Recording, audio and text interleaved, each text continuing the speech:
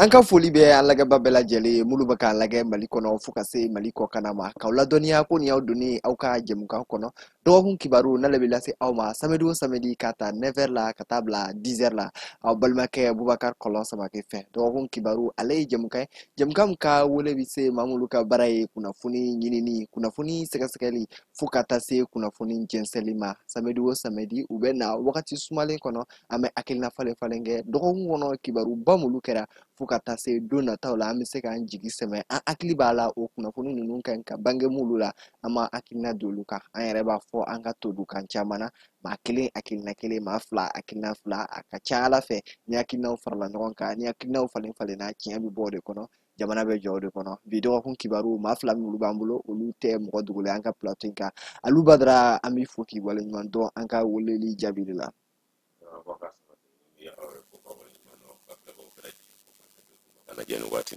Basi foyi t'a la donc Sidi e fana e ni Alu kan ka hakilina falen falen kɛ bi kunnafoniba minnu b'an bolo an b'i fo an ka weleli jaabi la sanga ni wagati bɛɛ n'an y'i wele i b'an jaabi. Foli di a ka jɛmukan in kanubagaw bɛɛ lajɛlen ma depuis labaarakɛla fɛnɛ tɛ ɲinɛ o fɛnɛ kɔ kiba donc an ka chef du fɛnɛ an bɛ foli d'a fɛnɛ ma. Basi t'a la. Donc o de b'an don an ka bi jɛmukan kɔnɔ programme b'an bolo thème dama damani min b'an bolo an y'a jateminɛ k'a fɔ nin semaine kɔni daminɛ ka taa le 15 la fo ka taa se sini fo ani sini ma 15 au 21 a yirala k'a fɔ Semaine nationale de la réconciliation ne scénario 2025 au 4e édition ko o daminɛna a placelen no ni zein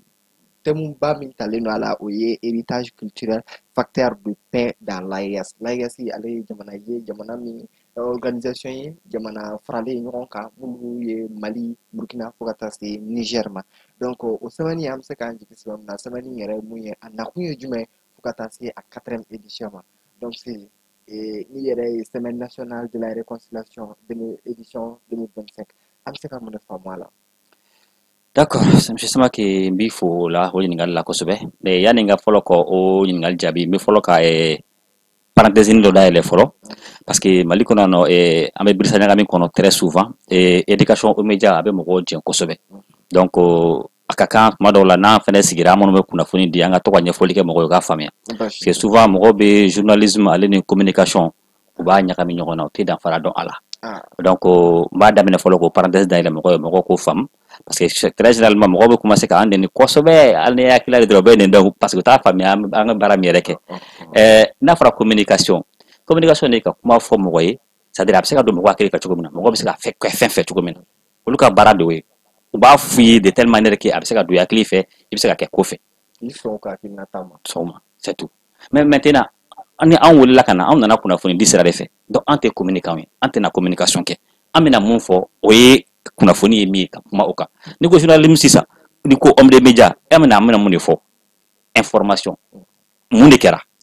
et très généralement information bɛ min fɔ an ye il faut que ça correspond au 5W o ye anglais mais français la donc o dɔnnen don ka ban qui a fait quoi quand ou pourquoi donc n'o o b'a kɔnɔ ka ban ça c'est l'information mais en dehors de l'information ni an nana plateau sanfɛ c'est pas d'information dɔrɔn ma o de kɔrɔ nous on vient pour expliquer pour commenter aussi an ye ko in ɲuman ye jumɛn a la juguman ye jumɛn a la an b'o fɔ mais n'an danna dɔrɔn ka na fɔ dɔrɔn semaine nationale kɛra tan nin kɛra an fɛ a bɛ ka kɛ palais kɔnɔ de 15 au 21 an danna information de ma nali tɛ nafa tɛ anw nali la bilen quoi parce que c'est une information qui est déjà là mais an nakun ye an ka opinion fɛnɛ min ye ko kan an ka se k'o fɔ a la bon souvent mɔgɔw t'o faamuya il faut i hakilina fɔ dɔrɔn u bɛna fɔ karisa ye fasoden jugu de ye a bɛ tan o tɛ fasoden juguya quoi o ye ka hakilina de di c'est pour que erreur min b'a la a ka se ka corriger mɔgɔ ka faamu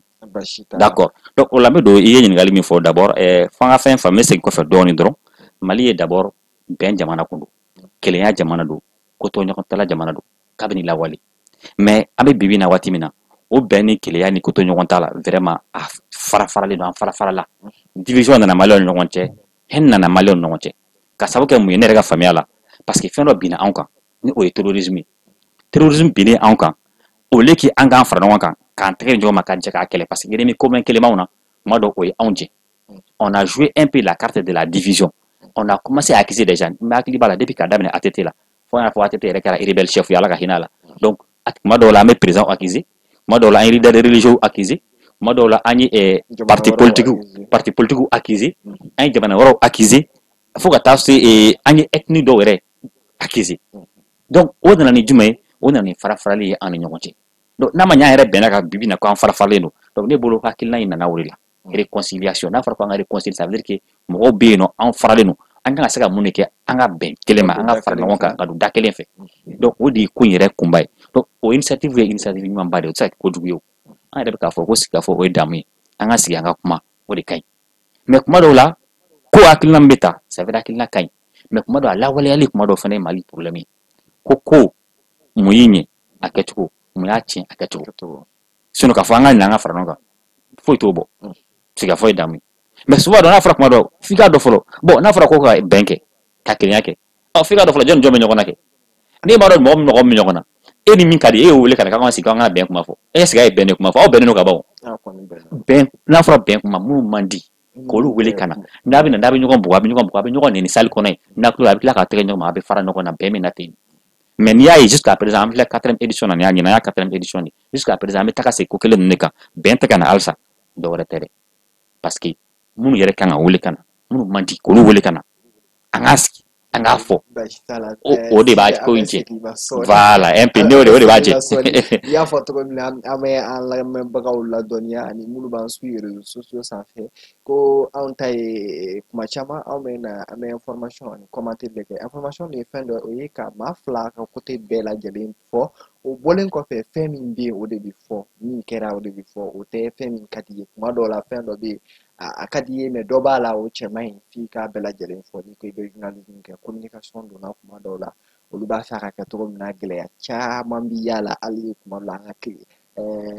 fɛn an ka commentaire ni fɛnw na gɛlɛya caman b'a la kuma dɔw la mais an bolo taalen ɲɛfɛ faamuyali bɛna sɔrɔ a la donc Kamara an kɔni y'a ye k'a fɔ depuis les 15 ou les 14 yɛrɛ téléphone SMS cili daminɛ na ni yɛrɛ ma fili hali kunu ne ye dɔ sɔrɔ semaine nationale de la réconciliation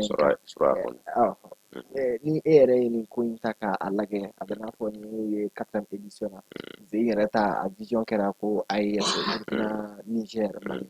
e bɛ mun de faamuya la bakuruba la bon kunta ka analyse wala kele aka fɛn ale kɔrɔfɔ na seli kɔfɛ ne hakila ni ne kuma ne bɛ se ka mun fɔ ka fara ɲɔgɔn kan o de ye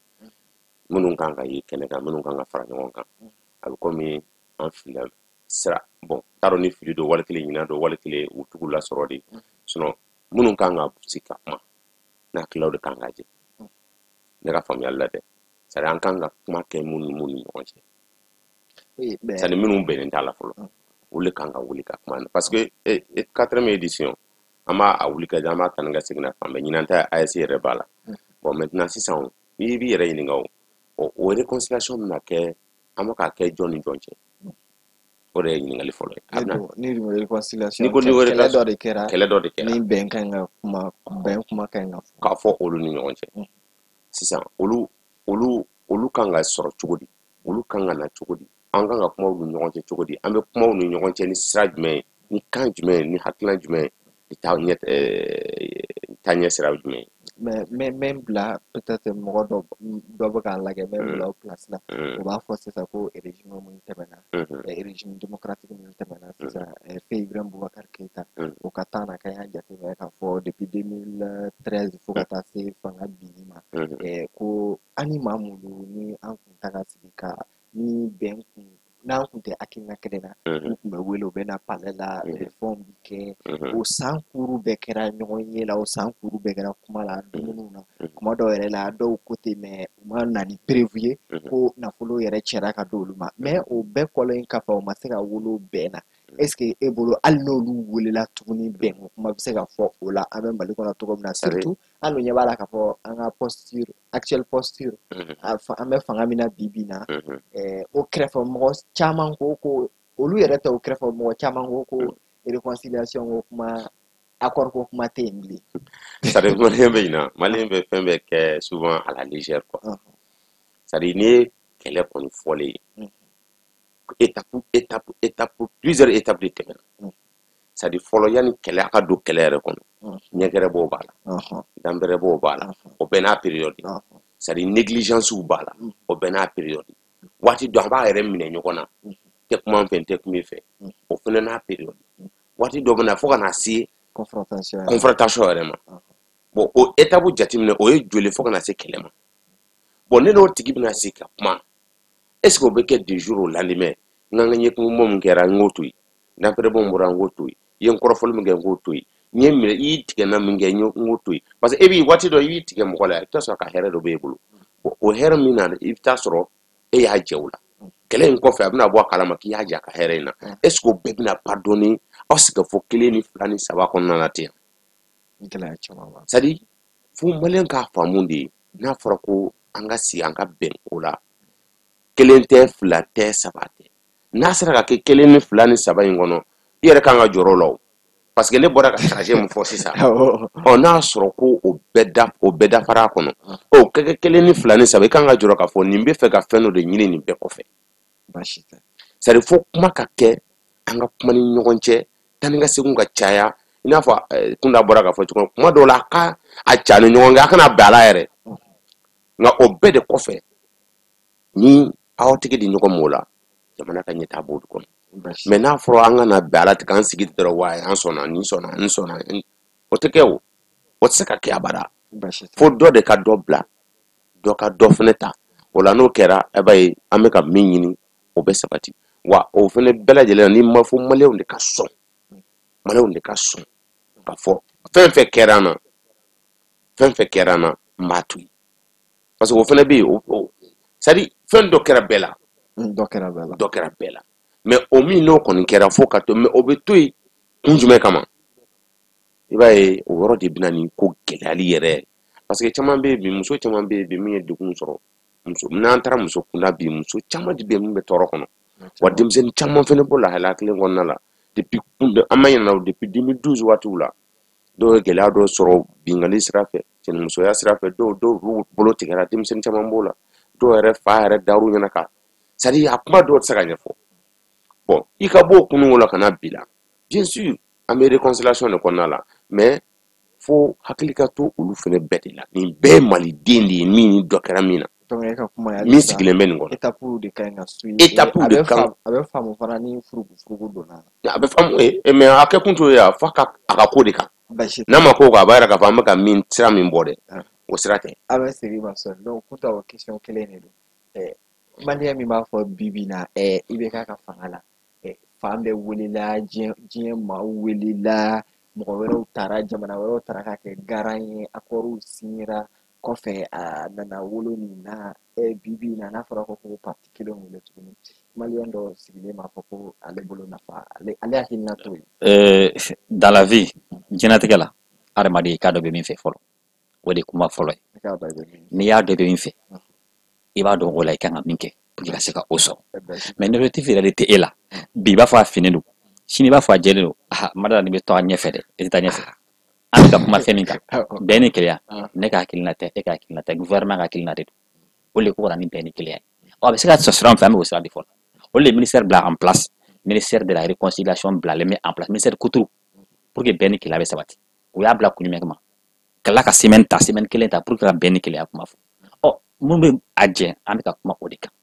donc ni maliyɛn wɛrɛ y'a fɔ tan a y'a fɔ tan bon o y'a hakilina fɔ kɛ mais i tun bɛ ɲininkali kɛ fɔlɔ on n'a pas besoin de ministère de la réconciliation i tun b'o fɔ dɔrɔn an ye dɔ kɛ bɛn ni an ye dɔ kɛ sigi ka fɔ ɲɛna ten bon ministère de la réconciliation yɛrɛ nafa tɛ yen an k'a bɔ yen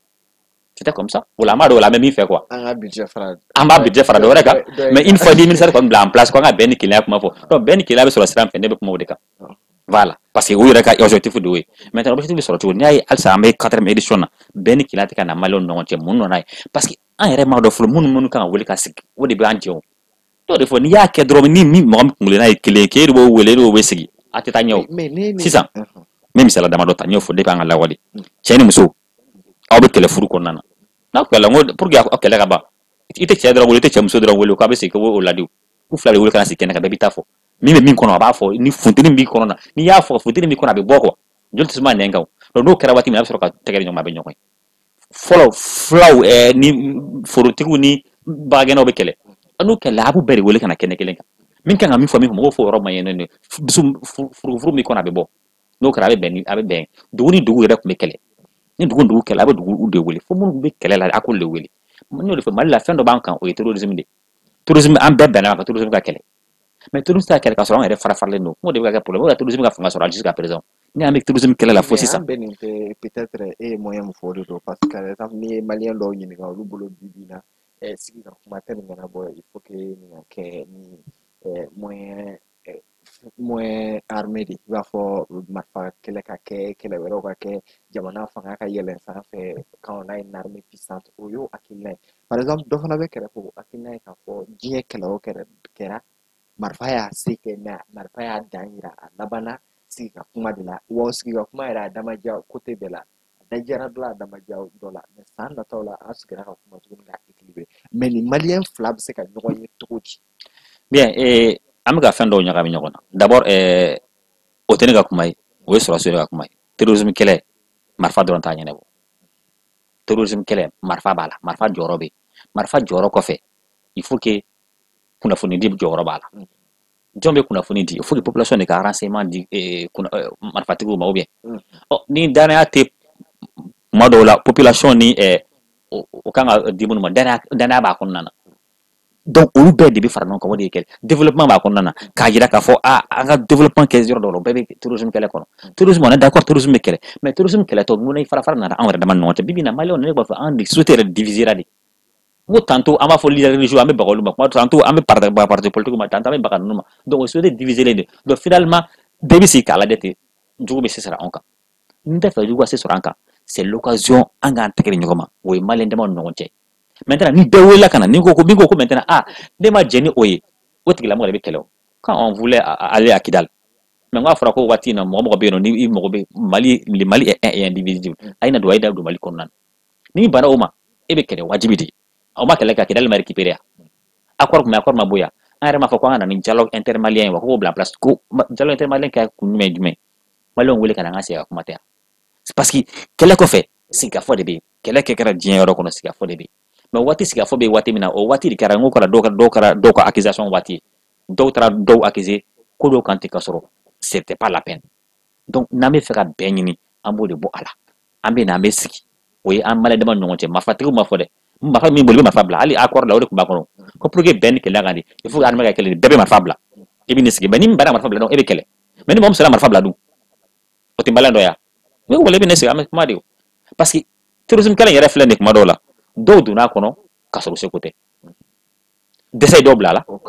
dɛsɛ ye caman bila a kɔnɔna na dɔw ta ye siran y'u bila la parce que u ka dugu bɛ yen u bɛ n'u ka dugu bɛna se a bɛ na don jago u b'u ta jagoya la bon f'i k'olu bɛɛ de dɔn ka bɔ ɲɔgɔn na n'i ye ko maintenant opportunité di mɔgɔ ma mɔgɔ kana sisan n'i ma sɔn ka na sisan donc tu es sûr maintenant ninnu filɛ ninnu kan ka kɛlɛ et i bɔra ka sɛbɛnni min fɛnɛ fɔ nin ye message ci mɔgɔ ma en dehors de an yɛrɛ fɛnɛ Mali kɔnɔ ani sigida fɛn jamanaw fɛnɛ o bɛɛ de bɛ réconciliation kɔnɔ parce que terrorisme kɛlɛ filɛ nin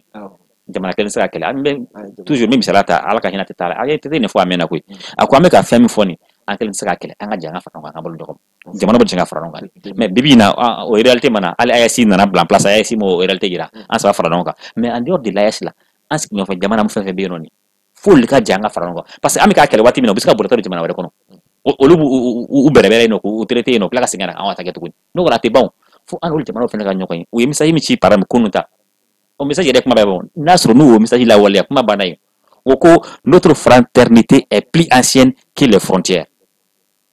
an ka bɛn ni kɛlɛya a ka kɔrɔ ni an ka frontières ye nin ye Guinée ye nin ye Mali ye nin ye Burkina ye nin ye Côte d'Ivoire ye non avant les frontières là an bɛɛ tun ye peuple kelen de ye donc ni olu yɛrɛ y'o message ci mɔgɔ ma ça veut dire quoi o kɔrɔ tɛ ko an ka frontière ko ninnu bɔ yen an ka jamanaw bɛɛ kɛ an ka jɛ an ka kɛ bɛn di ɲɔgɔn ma an ka jɛ ka jugu kelen in kɛlɛ a kana boli ka don fan wɛrɛ fɛ par exemple fɔlɔ n bɛ misaliya ta waati min na Blaise tun bɛ Burkina fanga la waati min na kuma caman bɛ Burkina accusé n'an ye terroristes kun kɛlɛ o bɛ bolota don Burkina mais bibi in na ni Burkina tɛgɛ ɲɔgɔn u bɛ se ka bolola don yen bilen ani Niger tɛgɛ ɲɔgɔn u bɛ se ka bolola don yen bilen wa mais jamana wɛrɛ min n'u ka bolola don yen sisan actuellement par exemple Mauritanie ou bien Algérie u bɛ ka bolola don yɔrɔ min na nin sisan n'an n'olu fɛnɛ bɛnna ɲɔgɔn kan an pan furugufurugu ninnu kunna an ka jɛ an ka terroristes kɛlɛ o bɛ dogo sɔrɔ bilen donc c'est un peu ça la réconciliation fɛnɛ o bɛɛ de b'a kɔnɔna na parce que u yɛrɛ ka message ye o de yira frontière ninnu ye ko wɛrɛ de ye frontière y'a sɔrɔ fraternité bɛ an ni ɲɔgɔn cɛ i y'a faamuya frontière ka kɔrɔ ni préjugés minnu fɛnɛ nana nin sisan olu fɛnɛ ye ko kuraw de nalen donc o ye message ye olu yɛrɛ ye message min ci sisan o message bɛ lawaleya cogo jumɛn na o ye ne ka piste de solution de ye les pays voisins on a ka an ka fara ɲɔgɔn kan an ka jɛ ka terrorisme kɛlɛ n'aw kɛlɛ waati min an yɛrɛ ka kɛlɛ dama ma ɲɔgɔn cɛ an bɛ se ka kuma olu kan kɔfɛ. Basi t'a la donc Kamara bibi na maliyɛn caman kɔni hakilina ye bɛn sigi ka fɔ walasa jamana hali économie bɛ se ka force sɔrɔ cogo min na mais e bolo o bɛn n'o sigi ka fɔ bi ɲa cogo jumɛn na o bɛ se ka base pilier jumɛn ni jumɛn de kan bibi na Mali yɛrɛ la. Mali kɔnɔ ni kɔni ye Mali ta o la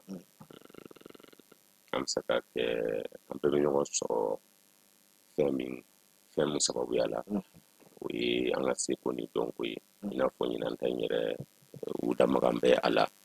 an ka seko ni dɔnko ye fɛn dɔ ye min n'a bɛ siya bɛɛ lajɛlen fara ɲɔgɔn k'a kɔnɔ dunu an ka culture fanfɛlaw la an b'a ye k'a fɔ ni olu donna ba la o bɛ kɛ sababu ye k'an ka fara ɲɔgɔn kan sira dɔ kan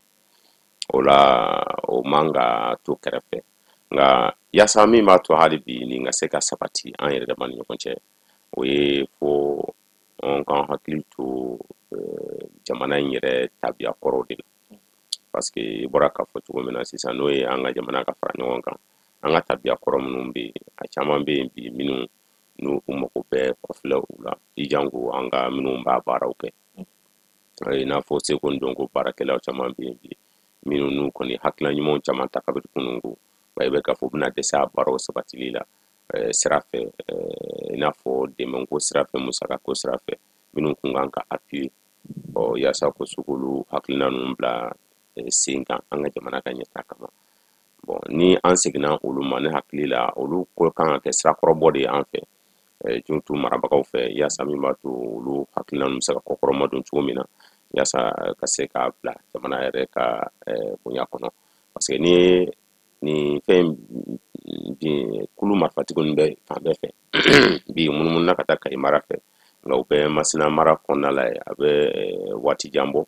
u bɛ Moti mara kɔnɔna la ni munumunu na ka na Segu fanfɛla san maraw kɔnɔ u bɛ yen mais n'u fana bɛɛ ni nin sigida kelen kelenna ta k'a lajɛ bɛɛ n'a ka culture de don Kayi b'o particularité dɔ bɛ bɛɛ la Kayi ka kasɔngafoliw ni fɛn caman bɛ yen Moti fana b'o cogo kelen na u ka sogo ni fɛnw caman bɛ yen Segu ladalafoliw caman bɛ yen Didadi ni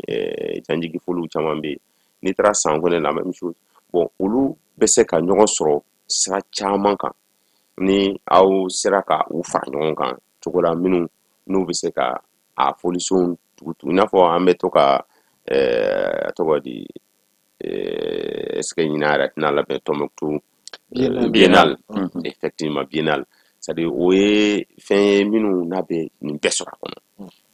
minnu bɛ nin bɛɛ sɔrɔ a kɔnɔ bon a dun a bilalen don bi mun seginna n'a ye parce que a nana ye k'a fɔ bi an mago bɛ nin ɲɔgɔnnaw de la yaasa malidenw bɛɛ ka se ka ɲɔgɔn sɔrɔ a kɔnɔ nka c'est vrai tiɲɛ don ninnu kan ka bila sen kan yaasa maliden bɛɛ ka ɲɔgɔn sɔrɔ a kɔnɔ nka fo k'a dɔn nin fɛnɛ kɔfɛ o de fɛnɛ ka gɛlɛn nin fɛnɛ kɔfɛ parce que minnu bɛ yen bi n'u bɛ degun yɛrɛ kɔnɔ est ce que u bɛna se ka se nin yɔrɔ ninnu na wa a ka gɛlɛn o donc minnu yɛrɛ bɛ yen bi n'u tɛ se ka bɔ yɛrɛ ka dugu kɔnɔ olu bɛ se nin yɔrɔ la cogo di olu bɛ nisɔndiya an fɛ cogo di olu bɛ fara an kan cogo di o ɲininkali misɛnninw caman de bɛ yen minnu n'an kan ka o baara o sira ninnu lajɛ mais min ye au-delà de tout ça o ye hali bi nin kɛlɛ yɛrɛ basigi yɔrɔ basigi tɛ taa si ka fɔ de kɔ basi t'a la n'i y'o jateminɛ zen édition an y'a ye k'a fɔ édition tɛ min n'a concentrelen no Mali dɔrɔn kan parce que n'i y'u yɛrɛ ka thème yɛrɛ lajɛ AES ko kuma b'a la au sein de l'AES n'i dun y'a jateminɛ certes bi bi na AES a bɛ projet caman bɛ yen minnu bɛ yen sur le plan défense développement diplomatie mais o bɔlen kɔfɛ n'i y'a jateminɛ k'a fɔ furugu kɔni bɛ AES jamanaw ani u sigidala jamana caman cɛ an bɛ se ka Algérie cito la tension Mali Algérie an bɛ se ka hali fɛn Bamako Abidjan an bɛ se k'olu fana cito la Burkina Abidjan Burkina Abidjan Mali Mauritanie donc mais pour an bɛ se ka an ni ninnu bɛ se k'an bolo fara ɲɔgɔn kan cogo di Sidi bolo ɲɛsin yɔrɔ dɔ ma k'a jira k'a fɔ bi bi in na an ka président Amadou Toumani Touré a y'a fɔ avant même que crise in bɛ kɛ tan k'a fɔ ko terrorisme ko kɛlɛ jamana kelen fanga tɛ se fo k'an ka fara ɲɔgɔn kan k'a kɛlɛ kɛ mais an ni ninnu bɛ se ka fara ɲɔgɔn kan cogo di ka se ka don hali n'an ma vision kelen ta an ka développement an ka système politique la mais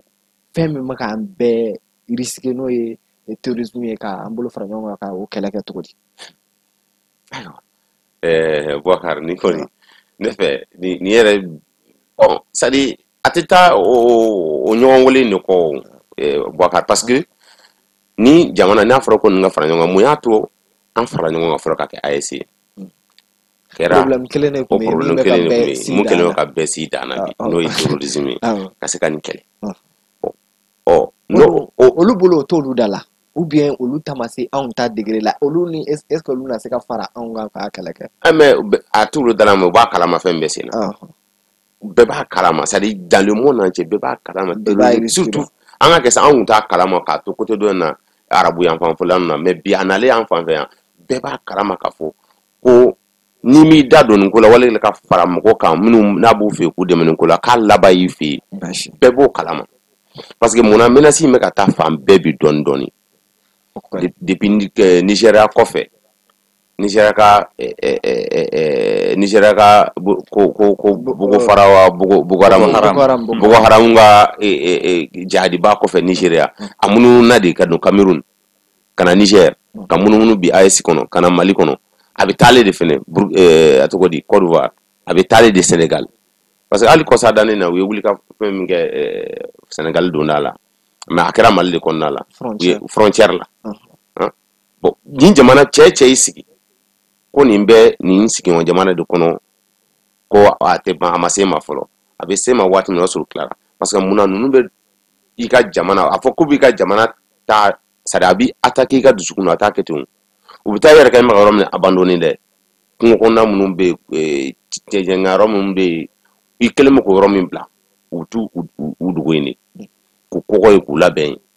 yanni e bɛ bɔ u kalama waati min na u bɛ ko in daminɛ fɛ waati sɔrɔ i ka fɛn bɛɛ dɔn ka ban bon n'o kɔni kɛra sa e ni kara i ni neri parce que tɛgɛ bɛ taa da u ka yɔrɔ la a bɛ taa sɔrɔ u ye dili tigɛ u ɲagamina jama na u ye kɔnɔbaga sɔrɔ u yɛrɛ la u ye mɔgɔ wɛrɛ ta ka fara u kan yaasa ka se k'u hakilina don o la u ka se k'u dɛmɛ nin baara in na bon o la pour que an ka se ka nin ko in kɔni kɛlɛ ne hakili la Kunta y'a fɔ o de nin bɛɛ ka sɔn k'u bolo ɲɔgɔn mais ninnu bɛɛ bɛ sɔn cogo di k'u bolo di ɲɔgɔn ma hakilina in kama fo ka kɛ hakilina ba de ye min b'a to jamana bɛɛ k'a faamu k'a fɔ foyi t'an ka sécurité bɔ foyi t'an ka tɛgɛ di ɲɔgɔn ma bɔ n'an sɔnn'o ma ka ban an bɛ ka basigi min na o bɛ sabati jamana bɛɛ kɔnɔ basi t'a la donc Kunta an bɛ na e fɛ yen an kɔni y'a ye k'a fɔ a bɛ wagati dama damani bɔ an ɲɛ b'a la an ka pouvoir régime actuel o kɛrɛfɛmɔgɔ caman kɔni bɛ k'a fɔ ko accord d'Alger 2015 min signera le 15 mai 2015 je pense que signature procédure caman kɛra la Ouaga Alger fo ka n'a tɔ clôturer Bamako yan ko ce n'est plus à l'ordre du jour e ka faamuya la est ce que bi bi in na Mali bɛ se k'i jigi sɛmɛ réconciliation kan bɛn kan k'a sɔrɔ accord d'Alger tɛ ordre du jour non accord d'Alger kɔni o ko banna o an tɛmɛn'o kan ça c'est derrière nous voilà on a dépassé ça et premier ministre yɛrɛ ka kuma Nations Unies na incantation cliché foyi tɛ se ka accord d'Alger lawuli bilen quoi maintenant min b'an fɛ yan nɔ ça c'est la charte pour la paix et la réconciliation o de bɛ yen voilà ni parti bɛɛ an ɲinana o bɛɛ to yen ça n'a rien servi et a nana ni cɛnni bɛɛ a mana n'o ɲuman ye mais charte pour la paix et la réconciliation pour que o fana kana kɛ accord d'Alger ɲɔgɔnna ye faut que an ka erreur minnu souvent o de b'an jɛ kuma dɔw la il faut savoir tirer les leçons des erreurs du passé bon kuma dɔw la an tɛ erreur de o leçon de tirer kuma dɔw o de b'an sɛ sinon pour que charte pour la paix kana kɛ accord d'Alger ɲɔgɔnna ye dɛ an kan ka olu minnu misaliyaw de tirer an ye erreur minnu kɛ olu kɔnɔna na an kana segin o ɲɔgɔnna kan n'o kɛra yɔrɔ bɛɛ ni kɛlɛ bɛ na maintenant pour répondre à une question il y a min posé nin kun il faut savoir que bɛɛ k'a dɔn k'a fɔ terrorisme a b'i fɛ a t'i fɛ o le terrorisme n'a pas de frontière terrorisme bɛ se ka kolokolo ka se bɛɛ ma n bɛ segin kɔfɛ dɔɔni dɔrɔn an filɛ septembre b'an fɔlɔ 11 septembre 2000 ou bien 2001 de don a bɛ hakili lajigin États-Unis waati min na a bɛ États-Unis an kun bɛ terrorisme mɛn an tulo la de télé de la an b'a ye télé de la et a waati yɛrɛ an yɛrɛ bɛɛ ye apologie terrorisme kɛ yan nɔ parce que Osama Ben Laden photo kun bɛ kale mobile sanfɛ a kɛra sortie ka don mɔgɔw kana nɔ parce que an kun t'a dɔn fɛn min don mais bi bi in na a ma kolokolo fo kana se anw ma yan nɔ parce que Fuko de blikuna frontière ta la koy mun be ko tu fe no abse ka su fe na fe no de c'est comme ça donc e wati bima fe no bibino al qaida branché do tewa mais peut-être que frontière ta la mais bibina jamana ka priorité ou tikile ou bien jamana ka fond peut-être mali priorité bibina ou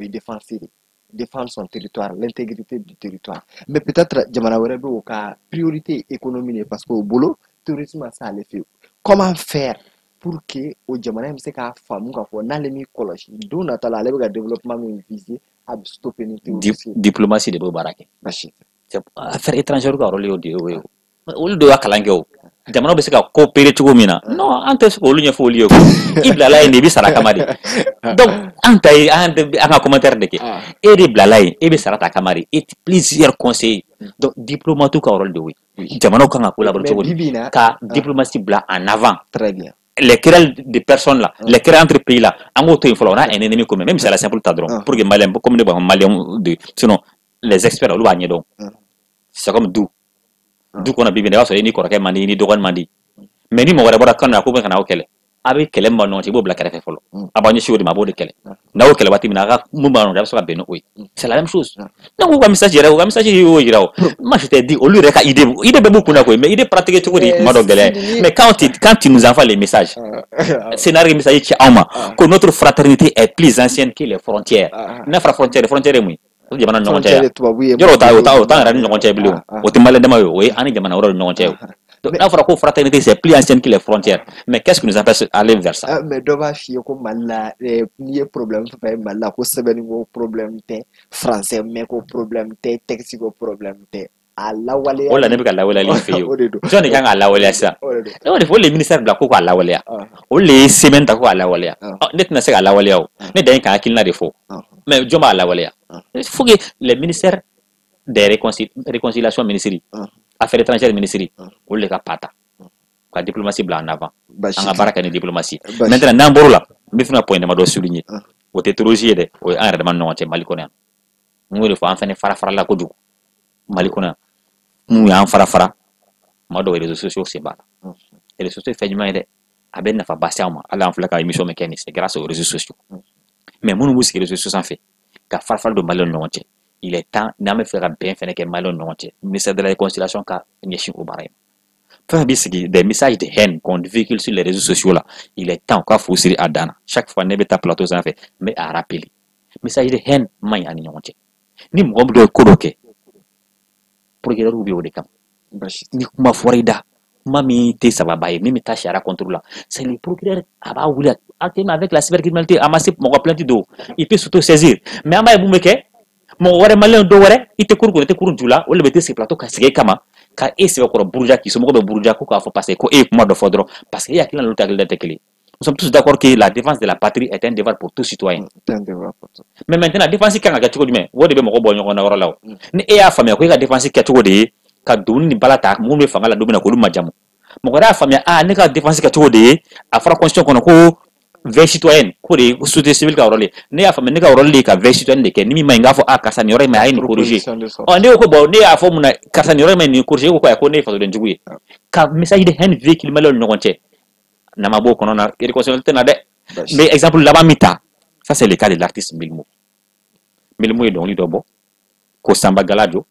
et à Wati j'ai vu plateau de skira akama tie kuma te mami fo chema et awere bora malgré que o kera awere bora kanyefo ala do wula kilna de ni ali ka da wula mate ka remela go shale ko la de ka sensibilisation ne ke pour que mo ko koloshi et pour que ya wele minga woroli ya ayere o ya wele kana o kala kala bla kata soko vraiment ko ya rien mais avec tout ça je vois d'autres ba foko non akanga ketanda comme si olbina pour que ka bara nyefo aye quoi bon et o mi ke o tel mo men e ayini mo ngata kasula est ce que no tir saka bemblia ya eno bebe mais ay on yoro fo nyoro ka fo malion ka famia quoi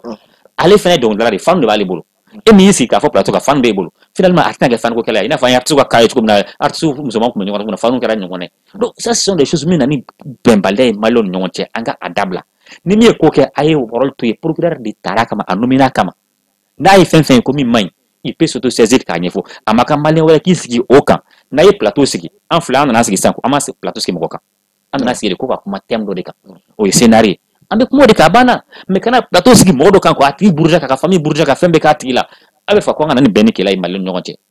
beni kila na ukanga samage ana mandi de mais peut-être o de bina ando anga tem flana ere kono mais comme il y a fo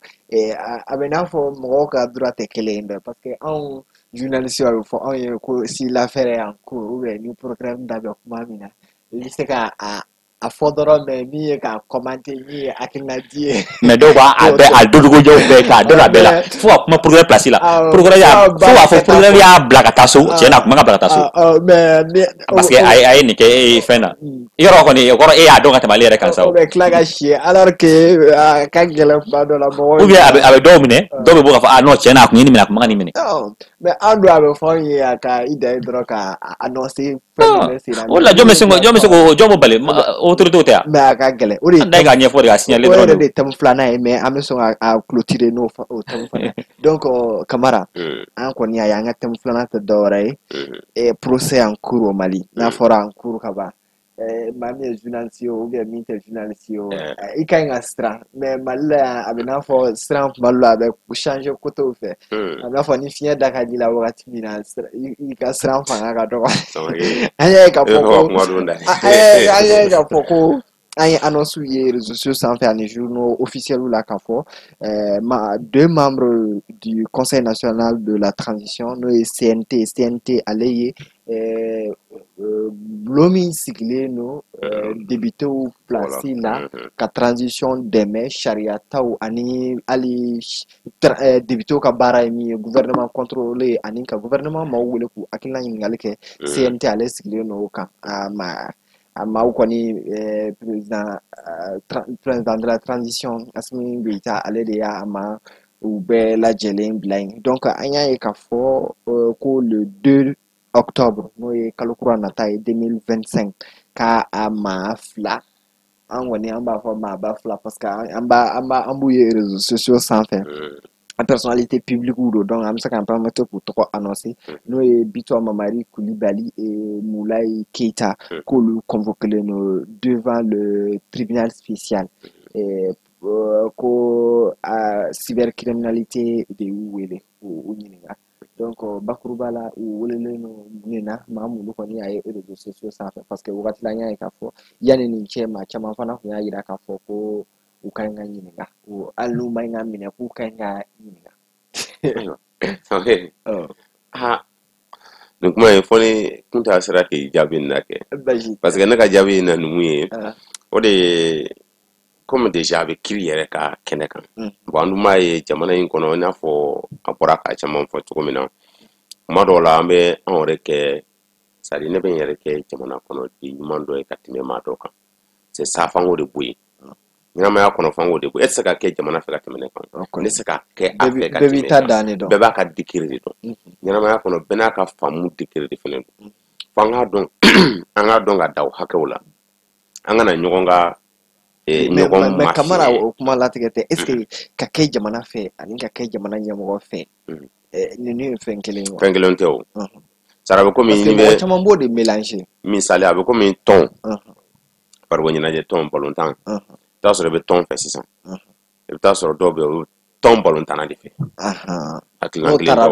no taradomina be tana be ni jamana abe ko mi jamana taradomina ale ta ale ka foiti al jamana wo choko kelen law do ka so be jamana tigi de bolo no tenu amano abe gele bon mingo kaba ka jamana fe dun o tay kudai di jamana tigi ya kayo abaka kanura ama kayo abaka kanura wakanga tani sirame jamana yere ka se ka yiriwa sacrifice la are kuna warla kan nan fulo la aka sefen bela abo jamana kola jare o yale tay ama ja ale bodo ola bon ola fo o de ka don befe jamana kanu yi chin ne taka kanu yi chin nin tayi chin no bela jele yi chin an kan go de bla minen kelen kono ko ke ka jamana dime o di jamana ka reconciliation jamana ka ne tayi ngame ne ko ne ta de chin me fa kan bolo ngoni shima warla ko tate chin me dalu dime me ne bolo la parce que bebe fili ni ka chin de o bebe fili ni ka parce que ne yere bolo sa ne be fe no fo mba fu jamana kanu de kama mais ni filila e kuma nga fo bile kan be boko ke procès wɛrɛ ye o c'est à dire a bɛ komi réseau kana bi a bɛ komi procès kɛyɔrɔ de don n'i ka fɛn i bɔra sisan ne ka bɔ cogo ma ɲɛ ou bien fɛn fɔ fɛn ma faamuya u bɛ bɔ ne kana procès sigi réseau kan maliyɛn caman y'a fɔ burujali daminɛ na i n'a fɔ a y'a fɔ cogo min na mais o t'a kɛ cogo ye o ne filila e bɛ ne dɔn déjà n ka numéro b'i bolo sama Kamara tiɲɛ yɛrɛ la i ye nin fɛn dɔ kɛ cogo na a ma ɲɛ nin cogo la i bɛ n wele a ma ɲɛ nin cogo la ne hakili la ne tun taara ta ne yɛrɛ tun y'a kɛ nin kɛ cogo de la ne tun bɛ fɛ ka taa ni nin sira in n hakilina ye nin ye mais an ma ɲɔgɔn faamu wa ɲɛ t'a bɛ sabati o la mais n'a fɔra an ka procès sigi ne kama sa bon déjà que e ne tɛna ɲɔgɔn kan fɔ bilen parce que a procès ninnu na a tɛ da i kelen ma bilen dɛ i kɔ hali bɛnba minnu tɛmɛna u bɛ se nin bɛɛ ma i ka hɔrɔnya n'i ka danbe bɛɛ bɛ bila hansi bon o de ye fɛn dɔ ye n'o donna i ni mɔgɔ mɔgɔ cɛ sigi la c'est à dire kɛlɛ bɛ bamananw b'a fɔ ko kɛlɛ tɛ problème dɛ kɛlɛ sinikan kuma ani kɛlɛ kogo kunkurunin bɛ mɔgɔ ni ɲɔgɔn cɛ o de ye kojugu de ye parce que o bila man di ɲinan kɛ man di o kɔ fiyewu bon pour que k'o de bɔ yen dɛ fo an ka sɔn de an kana sɔn ka ɲɔgɔn ka c'est à dire jamana kanu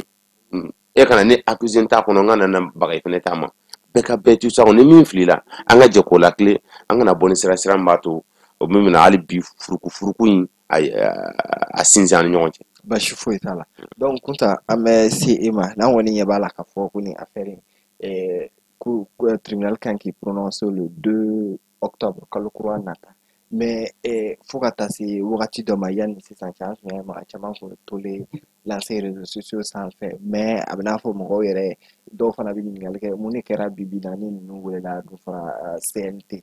CNT immunité b'u kan wa immunité t'u kan wa effectivement ɲininkali gɛlɛn don ok i ye min fɔ mun de kɛra n'u welela donc n bɛna na n da don o yɔrɔ la ka ɲɛfɔli kɛ ni mun t'a affaire kalama u ka se ka bɔ a kalama an hakili b'a la k'a fɔ ko waati dɔ kɛra jamana ɲɛmɔgɔ kun y'a ɲini ko u bɛna taa concertation kɛ ko ka parti politique kun ka ko la ko ka mɔgɔw ɲininka a la n'o y'a fɔra ko consultation des forces vives ko bɛna concertation kun bila en place mais a waati parti politique y'a ye comme bɛ ninnu kɔnɔ nin ye tan parti charte révisée tɛ dɛ parti nombre réduit tɛ dɛ parce que a kun laɲini kun ye ko ka charte révisée ale ni ka parti réduit donc o ko nin comme olu fa parti ko yɛrɛ ban donc waati olu fana ma sigi olu wulila ka jɔ kɛ o kun ye jeune dɔ kun fara ɲɔgɔn kan o ye palais demandé ko bɛ taa ka taa parti politique de y'a kɛ fɔlɔ ko bɛ taa palais la ka taa ka meeting fɔ yen o kɔfɛ les jeunes leaders des partis politiques olu ko bɛ taa maison de la presse la ka taa conférence kɛ le lendemain et donc an y'a ye o ko na o palais t'a bolo dalen donc an y'a ye Bitɔn Mamadi Kulibali ni ale ye CNT membre ye bon comme a yɛrɛ y'a fɔ mais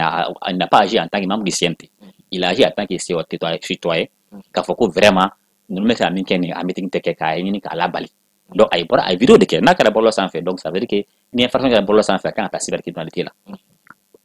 a waati an yɛrɛ y'a fɔ palais directeur de b'a la ni bɛna taa meeting kɛ palais la palais bɛ demander de ni directeur de autorisation de kama pour que ale fana ale bɛ ɲɛmɔgɔ ɲininka ɲɛmɔgɔ jɛnna n'a ka d'u ma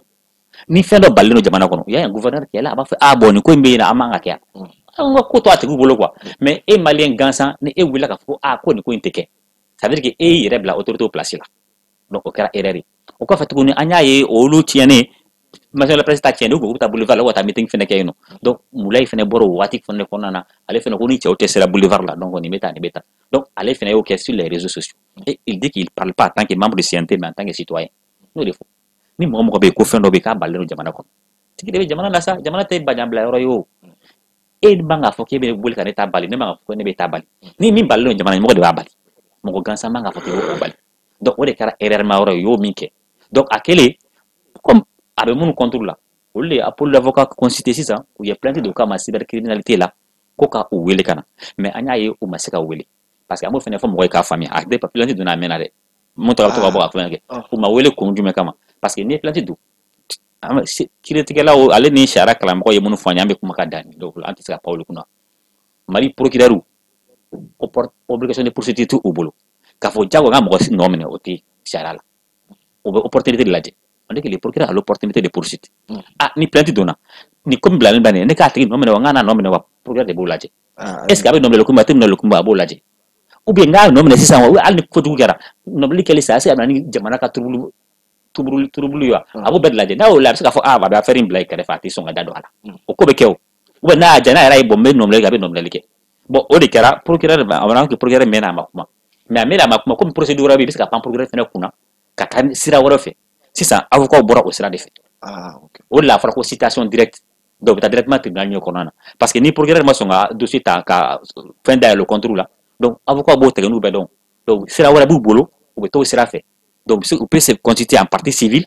donc no kera ça non ou bien on se gata ali juge d'instruction saisi directement ka pan procureur kuna on a sera bébé donc je crois que on a de kera ça et directement on attaque ta juge tribunal nyakoro kata ke citation directe ni citation directe for ko ro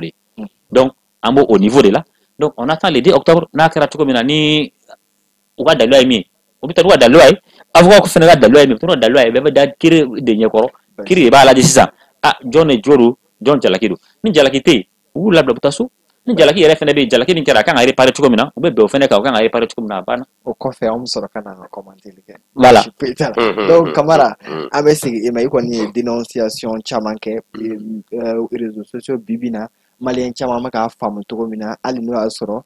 kuma chama ameni kuma fo ambe mo do wole plateau sa fa kana mulu bi réseaux sociaux kan a utiliser su ko mulu ba ko ba nya fo demsanu ye me anya wala kuma do la demsanu yere te mo koroba de do parce que a avantage buka mais ebolo bibina muni kan ga segi senga pour que réseaux sociaux yere absika utiliser to ko mina ka malien fara jon ka ke avantage yo fo jamana to ba bénéficier to ma kana ke problème ye en fait bon ni ko yoro ni ngal ko ka cha sa alo jamana woro la problème kelen bi oui mais au luta na on tatikele par exemple on ta bila manke men ni fenke woro mi ni yere ga réseaux sociaux dalen ki to mo woro ba woro ibe boli ga boli mi jige folo e woro problème yi ça di malin kan fa amaka ka réseau be c'est vrai ça ni téléphone dodo atene adalente na fakalente ya pour que akamene fone de kamakala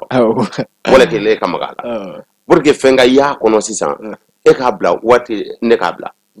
armadin de ba bla réseau ya armadin mala yere de kanga fali ambe tale ko mali kura fen chama malende kanga fali anga haklino ka fali anga comportement jugo ka fali male haklina do bi ka fali no ba falin cogo di alu sisan wi ningalu de bi an bo falin cogo di parce que no ma ke an be fɛn no fɛ sari ɲɛta la yiri wali sira la ma fa tɛ kɛ dɛ mais a bɛ taa kɛ yɔrɔ la ha wa sɔrɔ an da caman da ɲɔgɔn na dɛ parce que dɔ b'a dilan ka ɲa a bɛ kɛ tori ka bɛsɛya o dɔ b'a dilan ka ɲa dɔ bɛ tila k'i sen dɔ la k'a bɛɛ tiɲɛ dɔ b'a dilan ka ɲa dɔ bɛ tila k'i sen dɔ la k'a bɛɛ tiɲɛ bon an bɛ to la yɔrɔ la k'an bɛ san sɔrɔ o b'a sɔrɔ tagara k'an to quoi bon fo maliyɛn de ka falen ne kɔni bolo réseau tiɲɛ don dɛ réseau kana fɛn caman b'a kan bi ale de bɛ ka na ni fɛn caman ye mais ne hakili la anw yɛrɛ de ka baara ye nin ye ka kɛ réseau kana la no solution sɔrɔl'o la k'an ka hakilina n'an ka mentalité falen i b'a ye sira ɲuman bɛ sɔrɔ wa ɲɛta bɛ sa parce que an yɛrɛ filɛ nin a bɔra ka Kunta bɔra k'a fɔ sisan réseau kan bɛ an bɛ TV dɔ de kan nin tan an bɛ ka min kɛ nin ye o ye nin y'a avantage dɔ ye nin y'a avantage dɔ de ye o o conséquences fɛnɛ b'a la o n'i y'a utiliser sira min kan a b'i dɛmɛ o sira de kan pour que i ka se ka ɲɛta sɔrɔ mais ne hakili la pour que i ka se Mali ka nafa sɔrɔ kɔni an ka maliyɛn an kɔfilɛ maliyɛn yɛrɛ an k'an kɔfilɛ an yɛrɛ la fɔlɔ basi sa donc Kunta hakilina laban na e bolo en plus du cybercriminalité bibina moyen jumɛn de kan ka se plus parce que ni cybercriminalité mina kuma dɔw la moyen punition de don mais moyen jumɛn de bɛ se ka sigi sen kan pour que bibina réseaux sociaux mɔgɔw siranna min ye a kana na ko ye Mali la yan fɔlɔ n'a fɔ n y'a daminɛ ni kuma min ye éducation aux médias très bien parce que mɔgɔw ma média utilisation de cogo don média bɛ n'a fɔ muru de quoi i bɛ se ka kɛ ka ɲɛli kɛ i bɛ se ka kɛ ka tiɲɛni kɛ a bɛ dépend affaire de Rwanda également Milcolin voilà a bɛ dépend maa min b'a utiliser de donc kuma dɔnna dɔ ko ten science sans conscience n'est que ruine de l'âme donc aux réseaux sociaux science dɔ de fɛnɛ donc n'i y'a utiliser ka ɲɛ a bɛ ɲuman kɛ n'i ma utiliser ka ɲɛ a bɛ tiɲɛni kɛ donc f'an ka mɔgɔw éduquer o sira fɛ o ye fɔlɔ ye filanan ye jumɛn an ka autorités ka tɔ minɛ nɛnɛ waati n'i ye tɔ minɛ nɛnɛ waati i bɛ se k'a minɛ mais n'i m'a minɛ nɛnɛ waati a tɛ se ka minɛ dɛ donc o fɛnɛ fiɲɛ bɛ yen nɔ e tɛ se ka mɔgɔ sanctionner i tɛ se ka mɔgɔ sanctionner autorité bɛ se ka mɔgɔ sanctionner mais avant que sanction waati ma dɛ karisa i bɛ ka nin ko min kɛ nin t'a kɛcogo ye a dabila kangari da ye a banna mais premier ministre interpellé yan nɔ yɔrɔ la premier ministre Abdoulaye Maïga aga phrase dɔ bɛ yen a diyara ne ye n bɛ to ka segin a kan waati min ka plateau caman sanfɛ a ka PAG présentation la CNT kɔnɔ discours la ko cogo di ko quelle que soit la pertinence d'un plan aucune réussite ne sera possible dans la haine destructrice et la division donc n'ale yɛrɛ dalen o la ko plan ɲɛna cogo cogo mais plan tɛ se ka baara lawaleya tant que ni farafarali bɛ mɔgɔ nɔ tant que juguya bɛ mɔgɔ ni ɲɔgɔn cɛ donc munna o tɛ fɛɛrɛ kɛ juguya in ka bɔ yen farafarali in ka bɔ yen dɛ et farafarali dɔ sira dɔ ye réseau sira ye an ma mɔgɔ bali k'i ka émission sigi mais n'i k'i bɛ émission sigi thème de kɛ ka kuma thème kan ka na émission sigi mɔgɔ kan ka na émission sigi ka mɔgɔw fara fara ka na émission sigi ka karisa ye fasoden jugu ye fasoden ɲuman ye tant que n'an b'o kɔnɔ nin bɛn tɛ na farafarali de bɛ na ɲɔgɔn cɛ juguya de bɛ na ɲɔgɔn cɛ donc jɔn bɛ se k'o bali c'est lui ale de marabolo ɲɛmaa ye nin waati in kɔnɔna na et ministère bɛɛ b'ale ka ordre de kɔnɔna na nin bɛ ka nin ko in kɛ an fɛ a ye kanga da nin a y'a dabila ministère de la communication est là pour k'i ka fɛn bɛɛ contrôler hali ni pour le moment o fana an y'o fana fɔ ka kɛlɛ kɛ ka sɛgɛn presse en ligne sariya foyi t'a kɔnɔ min b'a cadrer la loi 2000 a bɛ kuma télé radio presse écrite sur le papier appel média et appel Mali mɔgɔw o k'u ye loi bila en sigi ka sɛbɛnni kɛ ka réfléchir depuis 2021 ka texte bila min bɛ presse en ligne yɛrɛ web TV yɛrɛ cadrer o texte tɛ yen fɔlɔ donc web TV b'a yɛrɛ ma ten de oui sisan donc n'i ye ko kɛ voilà sisan n'i ye ko kɛ donc cybercriminalité de bɛ e wele ça c'est la loi 2019 donc u y'a demandé pour que presse en ligne web TV ka se ka don nin dɔ in kɔnɔna na donc o la a bɛ réguler il y a un chef min bɛ se ka ko réguler Aki fɛnɛ bɛ yen pour que ka se ka ko bɛɛ réguler ɲɔgɔn fɛ mais bibi Aki ka fɛn tɛ se ka boli a kan très généralement Aki ye min bila en place ale olu yɛrɛ défense bila en place i bɛ défense sara o kɔsɛbɛ o bɔra kɔnɔ o texte mais Aki tɛ se k'i contrôler parce que texte tɛ yen sisan n'i ye kojugu kɛ a fɛ jɔn b'i wele cybercriminalité bon il faut que an ka olu bɛɛ de nettoyer et très généralement au fɛnɛ kuma dɔw la ko n y'o fɔ le procureur il n'a pas obligation de poursuivre a bɛ se ka fɛn dɔ ye a b'a i wele a bɛ se ka fɛn dɔ a bɛ se k'i ɲɛ to a kan n ka ɲɛ to parce que depuis bɛɛ minɛ a laban maliyɛn bɛ taa kaso la tellement que a bɛ tile ka infraction kɛ réseau sanfɛ ne k'i bɛ minɛli kɛ a la donc o de la éducation kan ka bila à l'avance d'abord ka mɔgɔ éduquer et autorités ka to ka mɔgɔw wele n'u ye min ye surtout minnu b'a kɛ très généralement an b'u dɔn fɛnɛ koyi caman bɛ yen nɔ u yɛrɛ b'a fɔ k'u bɛ ka faso de défend e bɛ faso de défend e bɛ ka fasoden dɔ neni pendant que an bɛ ka réconciliation kuma fɔ pendant que an bɛ k'a fɔ charte pour la paix et la réconciliation e bɛ ka dɔ minɛ ka bɔnɛ bɛ jigin o kan e bɛ ka min fɔ nin sisan nɔ minnu poursuivre filɛ nin n bɔra ka menace de kɛ contre des citoyens aussi e ye citoyen ye e ye ka menace de kɛ citoyen parce que aw ka bɛna manifester si la manifestation est interdite John kan ka bali il y a un gouverneur qui est là il y a l'autorité qui est là a b'a fɔ bon activité politique bɛ suspendre nin waati in kɔnɔna na activité tɛ yen gouverneur b'a fɔ non manifestation tɛ yen nɔ a banna ale de ka pouvoir b'ale de bolo mais pouvoir tɛ ne bolo k'a bali pouvoir tɛ bolo k'a bali e bɔra ko bon karisa ni e taara i ta kɛ min b'i ɲɛ i bɛna dɔn ça c'est quoi c'est une menace donc on n'a pas besoin de ça jamana kɔnɔ ça amène la division on n'a pas besoin de ça donc an ka o bila an kunna Mali ye an bɛɛ jɛ de on a dugu fila t'an bolo dɛ dugu kelen b'an bolo o ye Mali an bɛɛ b'a kunna n'a tiɲɛna a bɛ tiɲɛ an bɛɛ de n'a ɲɛna a bɛ ɲɛ an bɛɛ de an k'o bila an kunna an kana ta kɛ coup pour coup la an ka ɲɔgɔn boxer tajuru sara ala bɛ kɛ min ye ala k'an kisi a ma basi t'a la donc o de b'an se an ka jɛmukan in laban na bi bi in na Kamara ye min fɔ maliyɛn yɛrɛ de ka ɲi ka changer maliyɛn yɛrɛ de ka ɲi ka comportement changer mais avant que maliyɛn ka comportement changer an bɛ éducation de promé ka éducation de bila ɲɛma et c'est le moment idéal wagati min b'an bolo nin y'o wagati de ye k'a kɛ surtout an bɛna don semaine min na n'o ye semaine du 22 septembre n'o ye semaine ye min b'a to an ma hakili lajigi Mali tɛmɛna sira minnu fɛ ka s'a ka indépendance ma ka hakili lajigi an ka père de l'indépendance fɛ Modibo Keita a ka programme a n'a ka projet la Mali ye fo ka taa se maliden bɛɛ lajɛlen ma ka hakilina falen kɛ o hakilinaw a ka kɛ action ye walasa an hakili bɛ min na a bɛ se ka bɔ Maliko la cogo min na an b'an lamɛnbaga bɛɛ fo k'aw waleɲuman dɔn k'aw kan bɛn samedi wɛrɛ ka taa 9h la ka taa bila 10h la aw ka jamukan dɔgɔkun kibaru kan